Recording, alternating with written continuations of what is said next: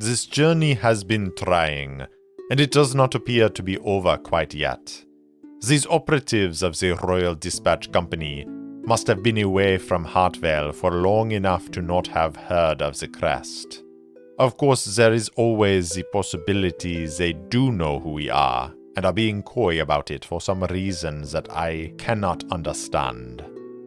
In the meantime, they are resting in shifts, though they are careful not to leave us unwatched. I could draw on my talent to break free of these bonds, but I am not yet sure if any of them also share the talent. Orchid hasn't woken yet either, as far as I can tell, but at least the Kingswood operatives bound their wounds. Once Orchid wakes, we can make an attempt to escape, but I will not act until the time is right. The Royal Dispatch Company is well known in Hartvale. What reason would they have to form an alliance with these cultists of Argosh? Could they have had a different reason for assassinating that shade on the road to Veilwater? There are so many unanswered questions. Once we are free, I will seek answers. Orchid is beginning to stir. We won't be able to speak under the watchful eye of our guards, but perhaps we can manage a few hand signs. Once we're in the woods, our time to act will come.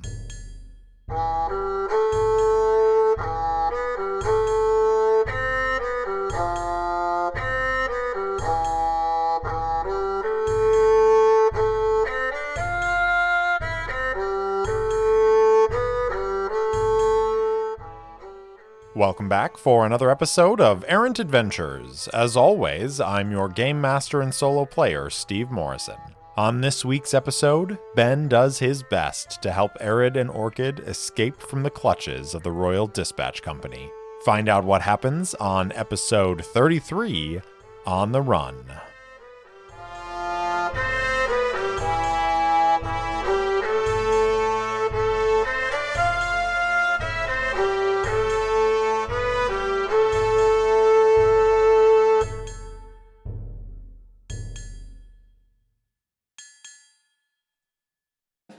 Last time, the soldiers of the Crest camped for the night after they exited from the Elfheim ruin, and in the morning they began making their way back to Veilwater.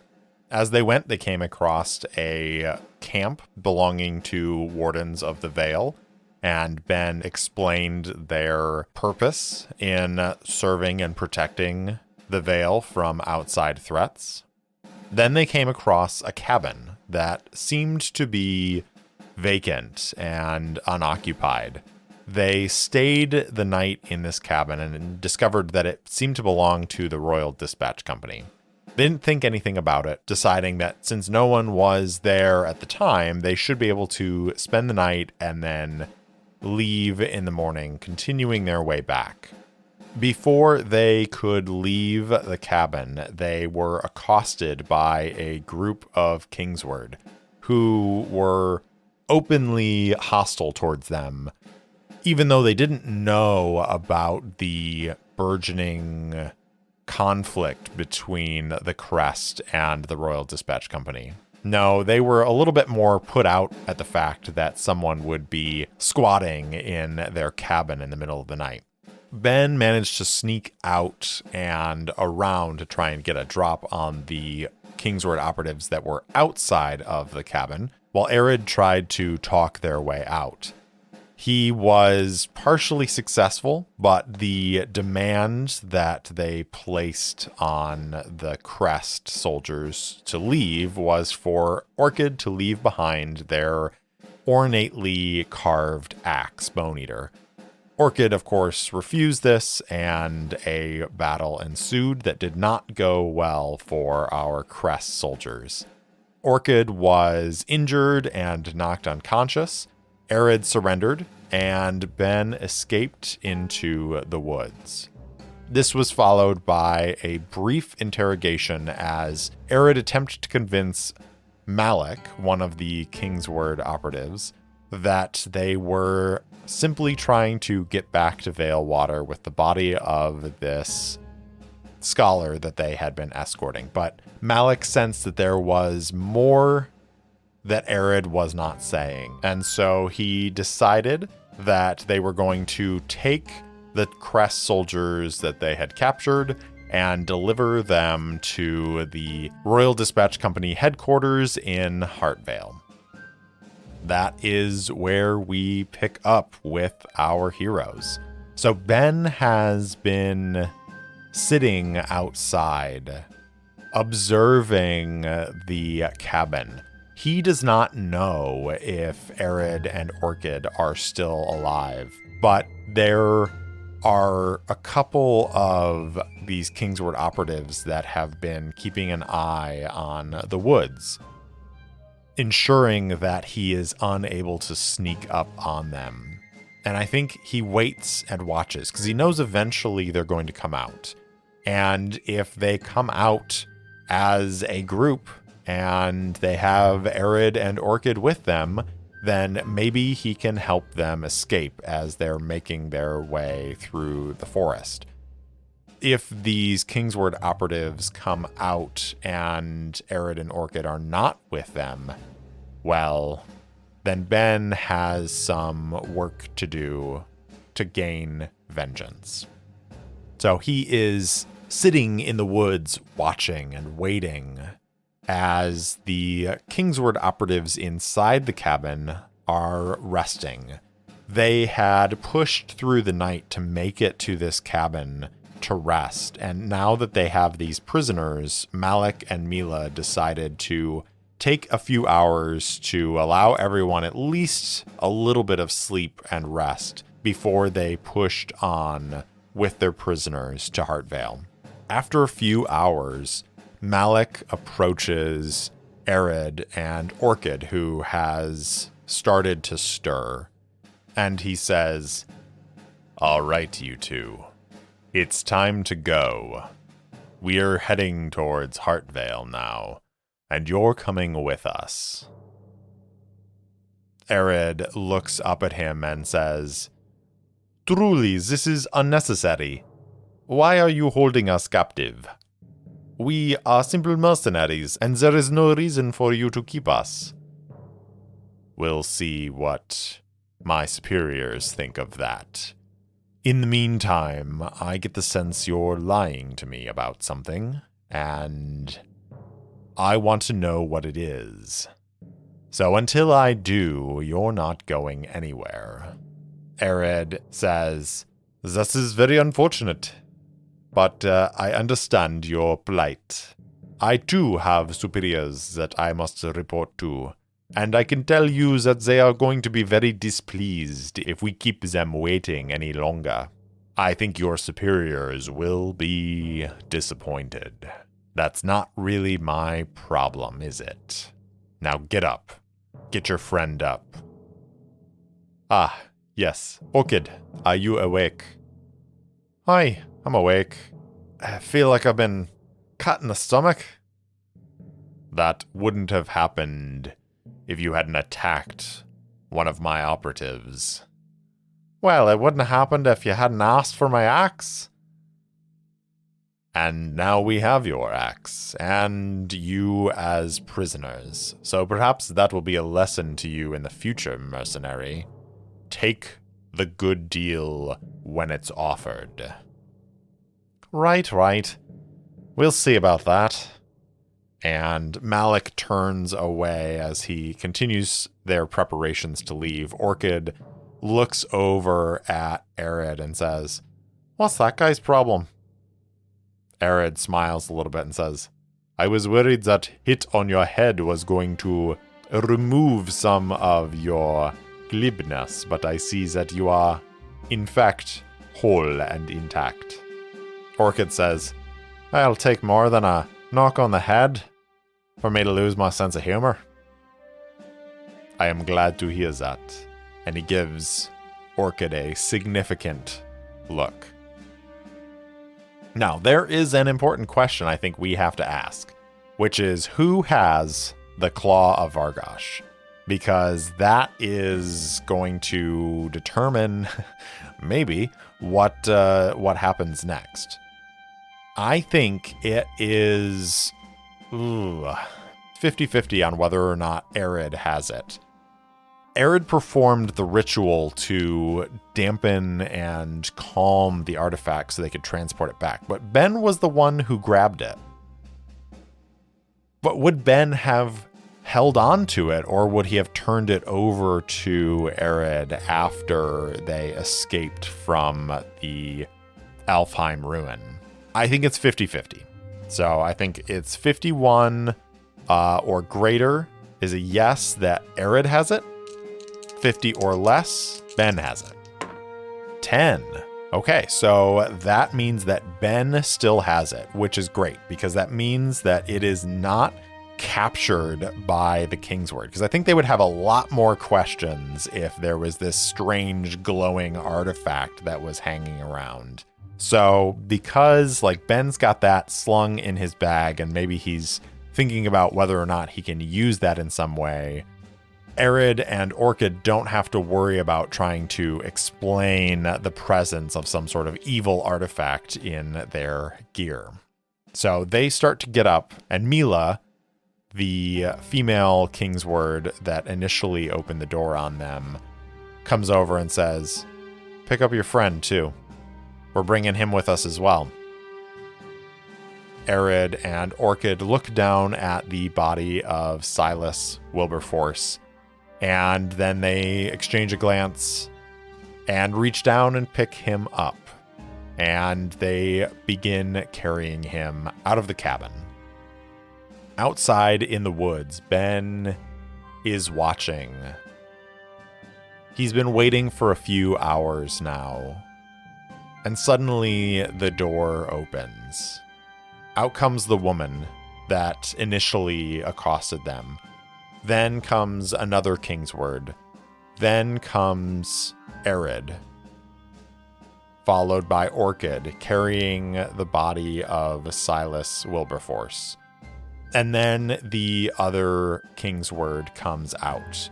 The two who were patrolling outside join those other three and their prisoners and begin making their way into the forest.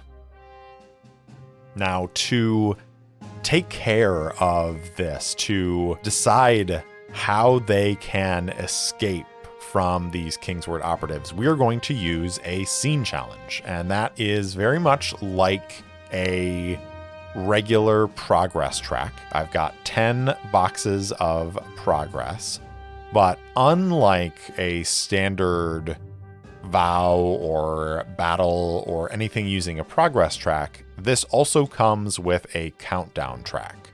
And so this means that when I make face danger moves or secure an advantage moves to try and overcome this challenge, failures are going to tick down the countdown track. And once the countdown track, which is 4 boxes, is full, then I have to roll the challenge dice against whatever progress I've managed to gather, and that will determine how this scene challenge plays out.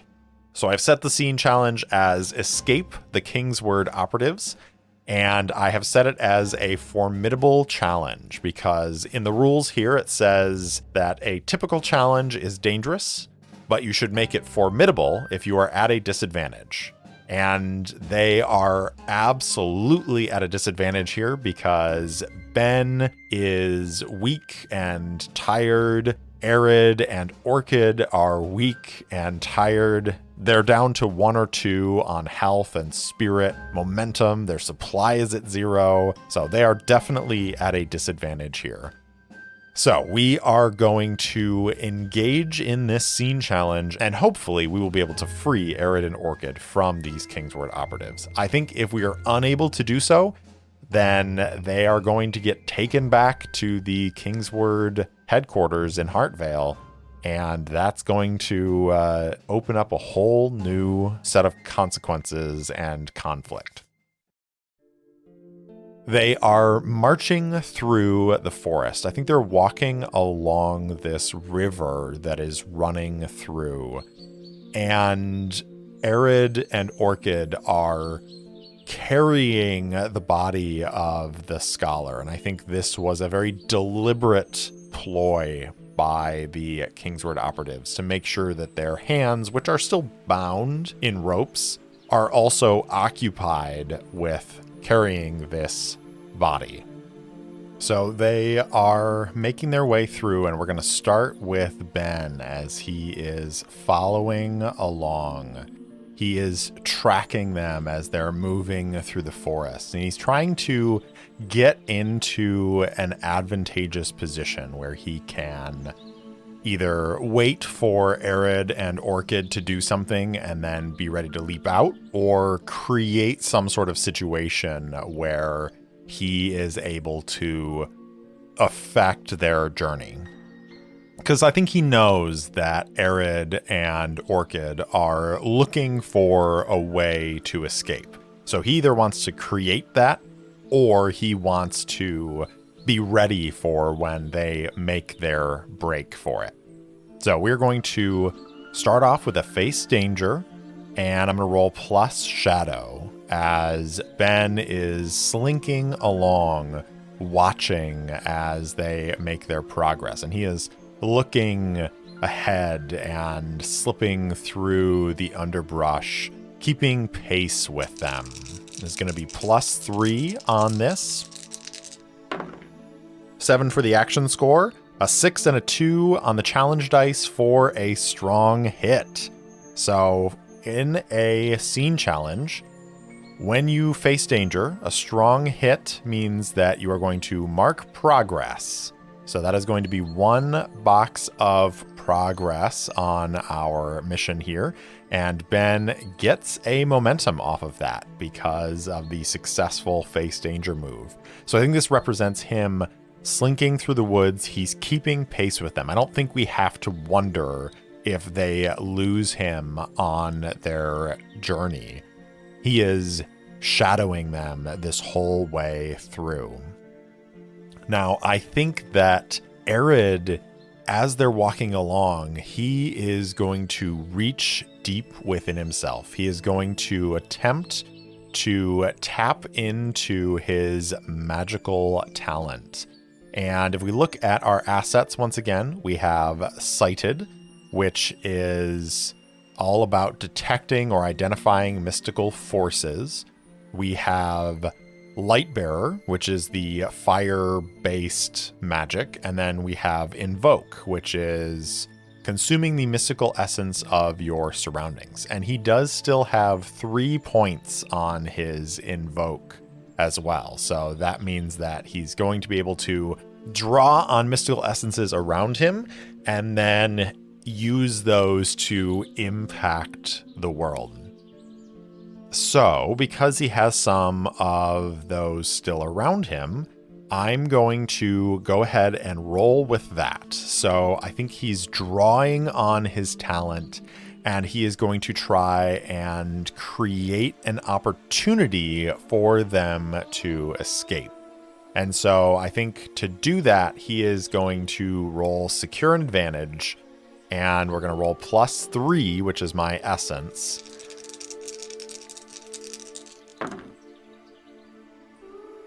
Six for the action score, a 6 and an 8 on the challenge dice for a miss. So we are going to mark one of our 4 boxes on the countdown track. And then we have to pay the price. So when we look at pay the price, 97. A friend, companion, or ally is put in harm's way. Or you are if you're alone. Well, Arid is not alone. So here's the question.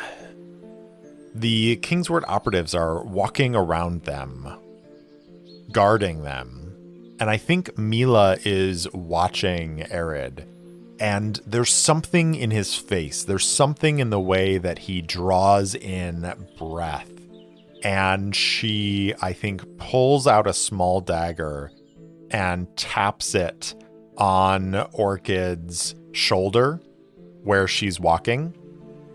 And she says to Arid, she says, don't do that. I can see that you have the talent. I can see you trying to draw on that power. Don't make me hurt your friend. And Orchid looks down at her and glowers, and Arid looks back from where he is standing ahead of Orchid. And he doesn't say anything to her, but he looks at the dagger, looks at Orchid, and Orchid kind of like faintly shrugs just a little bit of sort of like, well, do what you have to. And Arid just shakes his head and looks back. As they're walking, Malik, who is in the lead, turns back and says, "You'll find that though none of us have the talent, we are aware of its uses. Be mindful of that, mage, or we will make you suffer." Okay, so that did not go well, and we're going to drop our essence down to 2 as they continue through the forest. Let's get a sense of like where they are in here. So they're making their way through the forest, and I'm going to roll on some aspect and focus to get a sense of what the area they're walking through is like. 66. Hidden. 69. Illumination. Hidden illumination. Okay, so they're making their way along this riverbank, and they break away from it, and they're starting to head through some of this thicker part of the forest. And as they're walking, maybe there are some like will-o-wisps that start to emerge, and they're winking in and out amongst the leaves around them. And there's like this dense coverage of foliage that is making it darker than it would be if they were out in the open. And there's these bright flashes of light. Maybe then they're not even will-o-wisps. Maybe they're just like lightning bugs or, something like that emits small bursts of light as they're walking along. And Arid is thinking on the fact that if he's going to use his talent to try and get them out of this situation, he's going to have to do it quickly, and he's going to have to be very deliberate and intentional about what he's doing. They continue to make their way towards Heartvale. Ben is following along, and I think, is Orchid going to do something here? So Orchid is behind Arid. Orchid is carrying the back end of this litter that carries Silas Wilberforce. Mila is right next to them. Is there an opportunity for them to simply throw the body at Mila and create a distraction in that way? I think it's possible. And I think that's the compromise here in my mind, is Orchid is in danger because Mila is close with this dagger, but also Mila is close with this dagger. And that means that Orchid has the opportunity to act. So they are going to, maybe with a silent prayer to the Sleeper King, wrench the litter out of Arid's hands and swing it around, smashing into Mila as they walk. And this is going to be a face danger, and I think it's going to be plus iron in this case. So +3 on this face danger, 7 for the action score, a 6 and a 1 for the challenge dice for another strong hit. Okay, so the litter gets ripped out of Arid's hands, and he kind of stumbles a little bit as he turns around, and for a brief moment, Orchid is holding Silas up and just muscles straining under the weight of holding a corpse. and they swing the body around and smash it into Mila.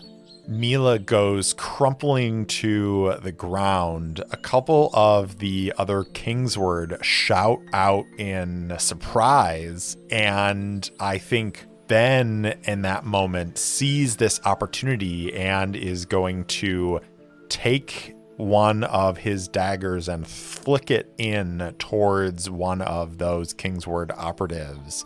And this is going to be another face danger plus shadow, as attack is coming from a hidden enemy. So this will be +3 on this. 5 on the action score, a 1 and an 8 on the challenge dice. So with a weak hit, we're going to mark a progress. So that's going to give us our 3rd box of progress on here. But we also have to encounter a minor complication or delay, envision what happens, and mark a countdown box to represent this setback. So I think the dagger arcs through the air and it strikes one of the Kingsword operatives in the rear. But that Kingsword doesn't go down. It doesn't kill them outright. It simply wounds them, and they drop to one knee and shout out, "Ambush!" And the others are going to act accordingly. Now we are sitting at 3 boxes of progress out of 10. We've got 2 of our 4 countdown boxes filled, and Arid is going to draw on his magic, and he is going to, I think, try and use that call of ambush, and is going to attempt to create illusions of crest soldiers calling out and charging to sort of throw them off balance, that there might actually be more than just Ben in the woods. I think he is going to use his invoke again. This is going to be +2 now because we dropped that down from 3 to 2 after his failed attempt to secure an advantage. So this will be +2 on this face danger. 6 on the action score, a 9 and a 4 on the challenge dice for another weak hit. So that gives us our 4th box of progress. Ooh, this is going to be close. And it's going to give us our 3rd mark on the countdown. So I think it works. There are voices calling out and saying, "They're over here! Get them! Free our friends!" And all of these sort of like muffled voices are coming, and the Kingsword react accordingly. And this gives Arid and Orchid a chance to run. But I think that Malik is maybe a little wise to it and says, "Careful, it might be a trick," and is going to turn back towards Arid, thinking that if he strikes the mage down, that if this is a trick, it will cease. So I think Arid and Orchid are both going to make a run for it. Question is, who's going to make a run for it first? I think it's going to have to be Orchid. I think Orchid has the split-second opportunity while Arid is channeling this energy through himself to create this illusion to run for it. And they're going to do so. So this is going to be... Oh, we've got to decide now. Is this... I think it's just edge. I think it's got to be plus edge because it is speed, agility. It's them running away. So +1 for Orchid. Not great. Now here's the question. Would Orchid run, or would Orchid try to make sure that Arid got away? I'm going to ask the Oracle because I'm not actually sure. I think it's likely that Orchid would stick around and try to make sure that Arid gets out. So I'm going to say it is likely. 26 or greater, 27. So, you know, Orchid has this brief moment where they see an opening and they could take it and run, but that would leave Arid exposed. And so I think they are going to instead turn and lash out at one of the close Kingsword with their fists and is going to try and secure an advantage for Arid. So this is going to be, instead of an edge of 1 as they try to escape, this is going to be an iron of 3 as they're basically like picking up one of these Kingsword and throwing them into a nearby tree. So +3 on the secure an advantage, 6 for the action score, a 5 and a 9 on the challenge dice for a weak hit. So on a weak hit with secure an advantage, we are not going to mark another box on the countdown, thankfully, but we are not going to get a good like +1 or anything like that. It's just going to be +1 momentum to Arid, which, you know, it's not bad. It takes him from 0 to 1. And I think in that moment, Arid is going to try and run for it. He sees this opening that Orchid has created by throwing this Kingsword into the tree, and he's going to run for it. So this is going to be +2 on this, 8 on the action score, a 2 and a 1 on the challenge dice for a strong hit. So that is going to give us 5 boxes of progress as Arid is able to make a run for it. Now, is there something Ben can do to try and create an advantage for Orchid? I think there has to be. So I think that Ben is going to try and secure an advantage. The question is, can I do it with deception, stealth, or trickery and leverage my best stat for this roll? Because I really need a success here. I think that Ben, because here it is. Okay, so I think because Arid was successful in creating this illusion, Ben is going to like sprint around to a different part of the forest, and another dagger comes out, this time at Malik. And so we're going to use deception, stealth, or trickery because this is playing into the idea that there are more crest coming for their allies.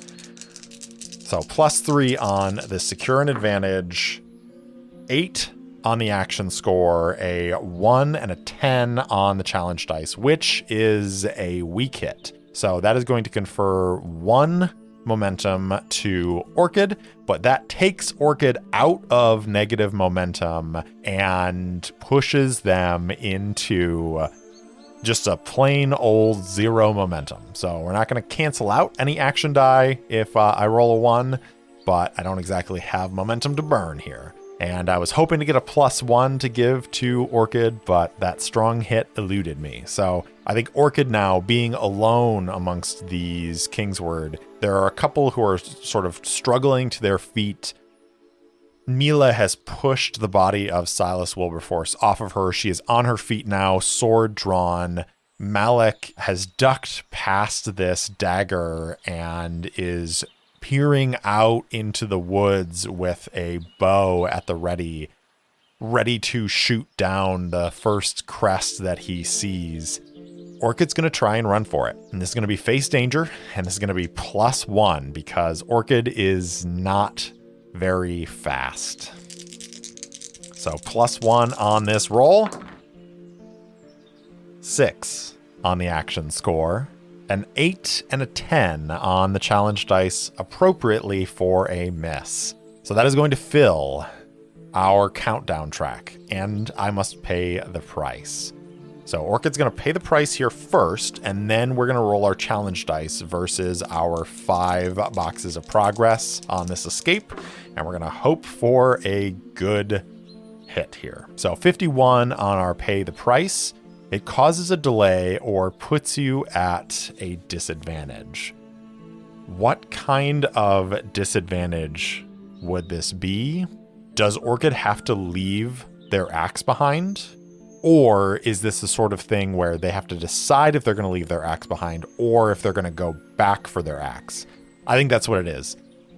Orchid sees the axe strapped to Malik's back, and they could run for it, or they could go and try and take it from the Kingsword operative. And this whole thing started because Orchid wasn't going to give up Bone Eater. So they are going to head towards Malik. and try and grab it. Even though Arid is like, Orchid, leave it behind, run. Orchid is like, nah, that's my axe, and I'm going to take it with me, and heads towards the Kingsword operative. So I'm now going to roll my 2d10, and I'm going to compare it against my progress of 5. And this will determine if they are successful in escaping the Kingsword operatives. I rolled a 10 and a 3 for a weak hit. All right. So on a weak hit, you succeed, but not without cost. You must pay the price. Make this a minor cost relative to the scope of the scene. So we're going to pay the price one more time. There are a couple of different ways I think this could play out. 100. Roll twice more on this table. Both results occur. Uh-oh. If it's the same result, make it worse. So I've got 65, which is harmful, and 2. Roll again and apply that result, but make it worse. If you roll this result yet again, think of something dreadful that changes the course of your quest. Wow, I just really want to make this painful. So 60. It is harmful. So basically it is extra harmful. And this applies to all of them because they're all a part of this scene challenge. So I think I think they all get hurt here, and they're all almost all sitting at 1 health. So it's a formidable challenge, which would be 3 ticks of harm. And that means that Orchid is going to drop back down to 0 and is going to go down to -2 momentum. Ben is going to drop down to 0 and go down to 1 momentum. And Arid is going to go down to 0 momentum.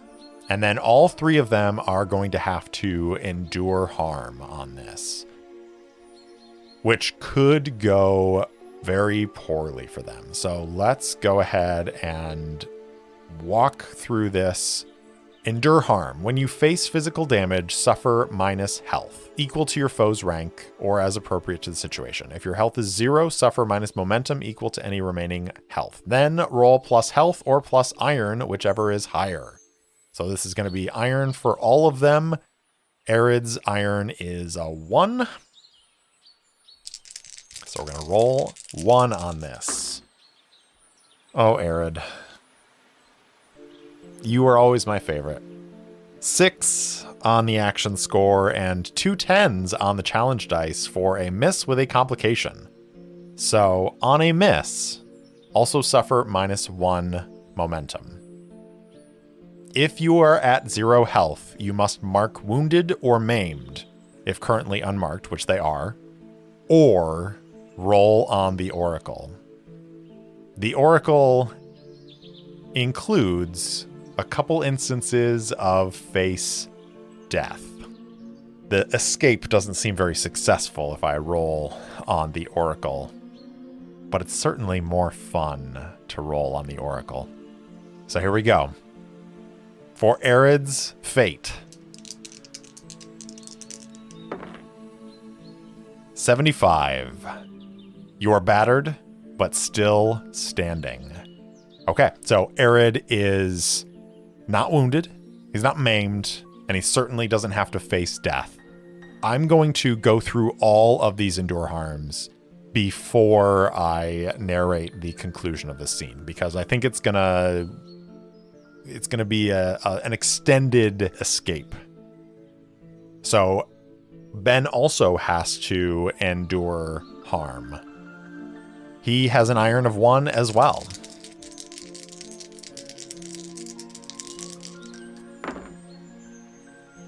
Seven on the action score, a 6 and a 3 on the challenge dice for a strong hit. So on a strong hit, choose one, shake it off. If your health is greater than 0, suffer -1 momentum in exchange for +1 health. Otherwise, embrace the pain, take +1 momentum. So Ben is going to take a momentum. That'll take him up to 2 momentum as he is at 0 health, but he successfully manages to avoid getting wounded as they make their escape. Finally, Orchid's iron is 3. So Orchid has the best chance of getting a good result on this. Let's find out. 7 on the action score, a 2 and a 1 on the challenge dice for a strong hit. And our action die was a 4. Our momentum is at -2, so it is not canceled out. So that result stands. And we are going to increase our momentum from -2 back to -1. So Arid almost faces death.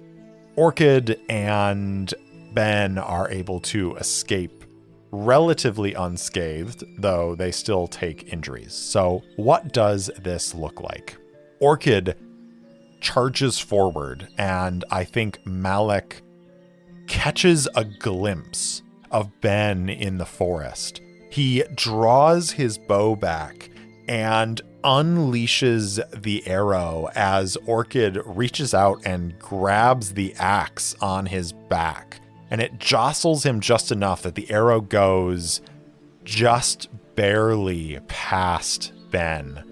It would have skewered him were it not for the interference of Orchid. But that brief disruption makes the arrow just barely miss Ben. Ben ducks away behind a tree, breathing heavily as he then peers back out and sees Orchid throw Malik to the ground. And Malik is no small figure here, but Orchid throws him to the ground with the axe and makes a run for it. I think before Orchid is able to get away, Mila, who had recovered and drawn her sword, gets a slash in at Orchid's back, but the Pheramorchian keeps running and meets up with Arid in the forest.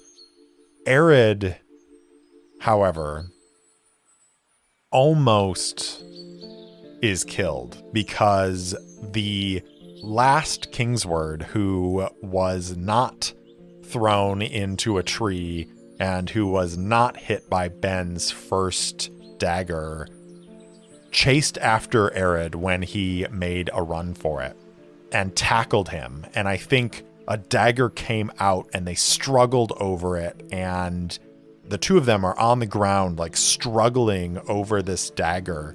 And it has driven into Arid's collarbone and he's groaning and gritting his teeth, fighting against it. And I think the Kingsword is slowly driving it into his flesh when all of a sudden there's a whistling in the air and Bone Eater appears almost out of nowhere and slams into the side of this Kingsword, who is lifted off of Arid and thrown to the side, blood streaking through the forest.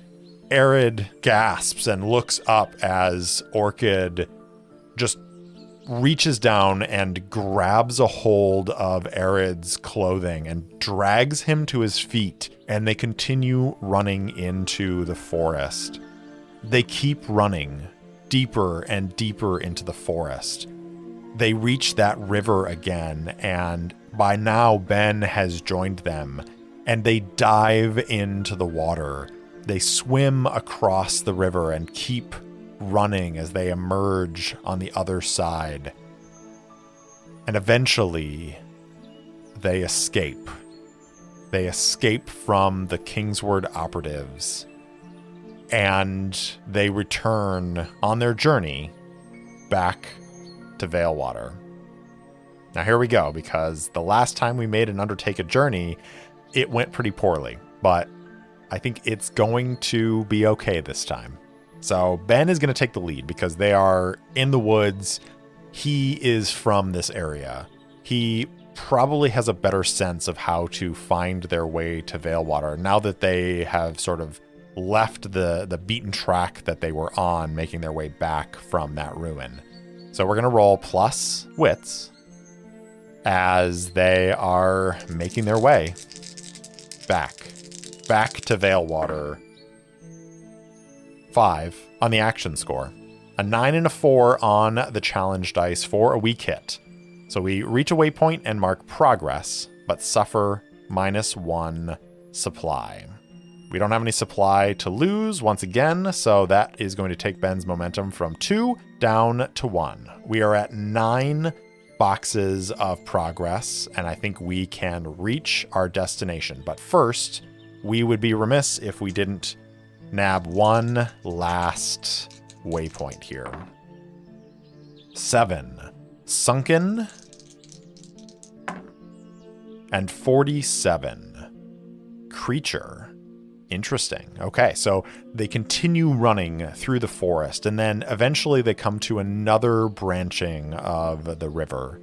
And as they are crossing the river this time, Ben knows that once they've crossed this part of the river, it's a short walk from here to Veilwater. And as they're crossing the river, he points down the river, and there's a huge turtle that is half submerged under the water. They can just barely see the shell peeking out of the water. Ben points at it and says, "Look, a veil turtle. It's good luck, my friends. It means our journey, though it has been hard and dangerous, it will end well. It is an omen, a good omen, sent to us by the gods." Arid says, "We could do with some good omens after what happened in the forest. I regret leaving Silas's body behind, but there was nothing we could do." No, there was nothing we could do. We had to get out of there. But we'll do right by Silas, won't we? Yes. Yes, we will. We will do right by him indeed. Right. And Ben sort of like taps the bag on his side that holds the claw of Vargosh, and he says, "He helped us get this back, and it will help keep the Veil safe. When we get back to Heartvale, I'm going to visit the scriptorium and tell them about Silas and what happened to him. I think that is a very good idea. In the meantime, let us get back to Veilwater and report in. We are going to now reach our destination. Rolling our challenge dice, comparing it against our progress of 9. Friends, let me take a brief pause and tell you about playing games and rolling dice and making proclamations like good omens on the road. Because I have 9 progress, and I think you can probably guess where this is leading to. But I rolled 2 10s, which means my 9 progress, my almost full box of progress, is undone by 2 10s. It's a miss. And on a miss, you have gone hopelessly astray. Your objective is lost to you, or you were misled about your destination. If your journey continues, clear all but 1 filled progress and raise the journey's rank by 1. I don't think any of those things are true. I think they make it to Veilwater. I think it's what they find in Veilwater that is hopelessly astray, that is lost to them, that they were misled about.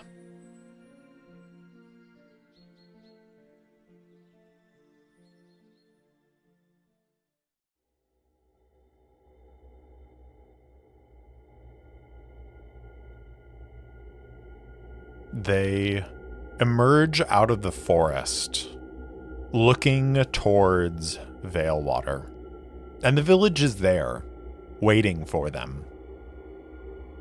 They make their way across the open field and head into the village. And it's really on the outskirts that they begin to notice how strange it is here. Because as they approach the outskirts of Veilwater, there's no sound. No sound.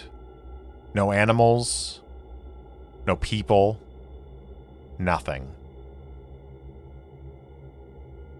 The three of them look at each other with concern and make their way into Veilwater. There's nothing at first on the outskirts. And then they see a figure propped up against a wall, sitting there. As they approach, Ben says, "It's the Warden. Warden Stoker." They kneel down next to her, and at first it looks as though she's dead. But then Ben can see that there's a faint rising and falling of her chest, as there is a small amount of breath entering her lungs. She's alive, but it seems like maybe she's asleep. Ben looks up at Arid and says, "I'm not sure about this, but it certainly doesn't seem natural." Arid shakes his head and says, "No, this is not natural. I have a grim feeling, my friend. We should hurry on to the Griffin and Moon and see what happened to our fellows." Ben nods. Behind them, Orchid, wounded as they are, grips Bone Eater and says, "Right, if there's fighting to be done, you can count me in." They continue their way deeper into Veilwater, and as they approach the Griffin and Moon, they find more people collapsed, asleep but unmoving.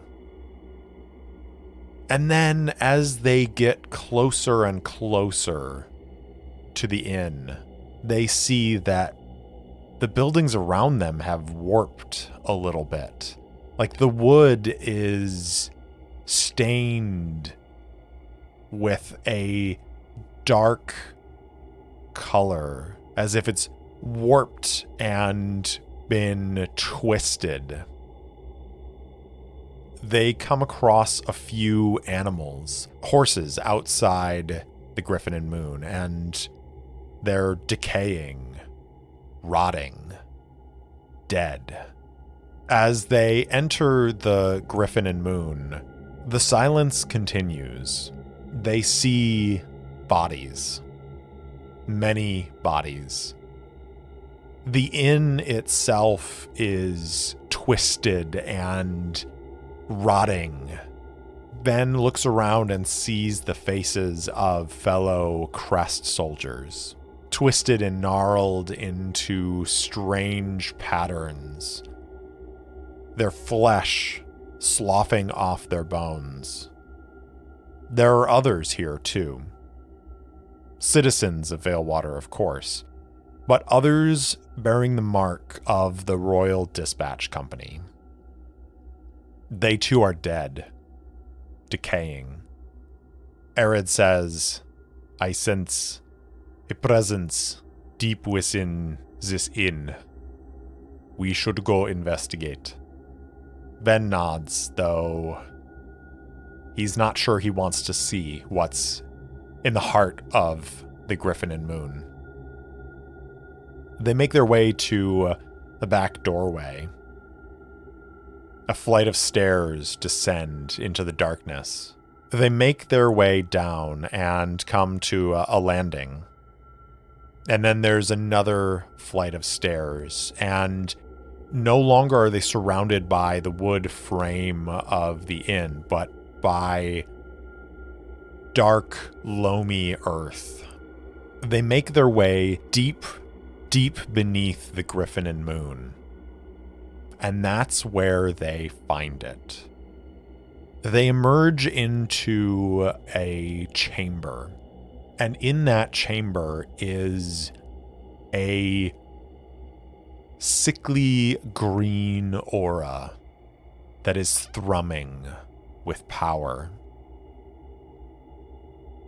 there's a fleshy orb floating in the center of this room. And there are more bodies down here. Crest, Kingsword. But the three of them, their eyes are drawn towards that fleshy orb, where they see Lephalia, by some called Balewind, lieutenant of the Crest, on her knees, eyes closed and hands rested in her lap. There is a space of unblemished earth around her. And standing beside her are two living soldiers of the Crest, bloody, blades still bared. And crouching in front of her is Irongull, Master Sergeant of the Crest. As the three of them emerge into this chamber, the two Crest soldiers who are standing there raise their weapons at first, and then, recognizing fellow soldiers of the Crest, look relieved.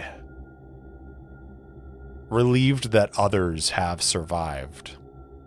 Irongull looks back at them and says, "Oh good, you're back.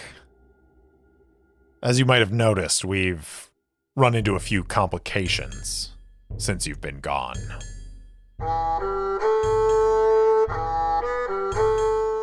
Thanks for listening to Errant Adventures, and thank you so much to Syrinscape for the lovely ambient sounds and music throughout the episode.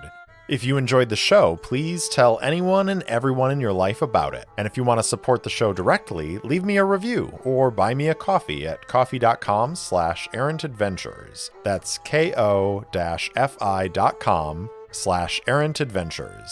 If you want to interact with me, my handle on Instagram and Twitter is @errantsolopod, or you can email me at errantsolopod@gmail.com. I also post short fiction and campaign-related materials on my website, errantadventurespod.com. Thanks again for listening, and I'll see you next time.